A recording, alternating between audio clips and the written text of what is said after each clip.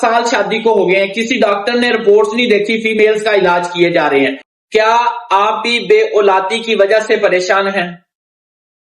آپ کی ساری رپورٹیں ٹھیک ہیں، پھر بھی اللہ کی اس ایک نعمت سے محروم ہیں، رپورٹیں ٹھیک ہیں۔ خاص طور پر مردوں کے لیے یہ ویڈیو ایک تحفہ ہے۔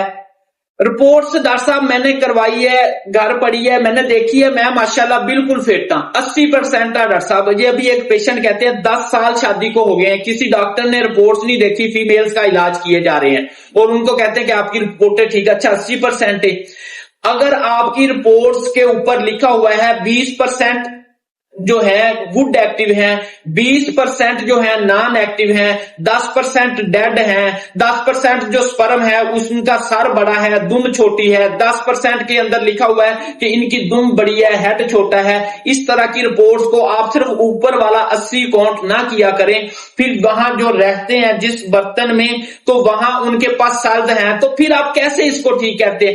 یہی رپورٹس آپ کی بے اولادی کی وجہ ہے۔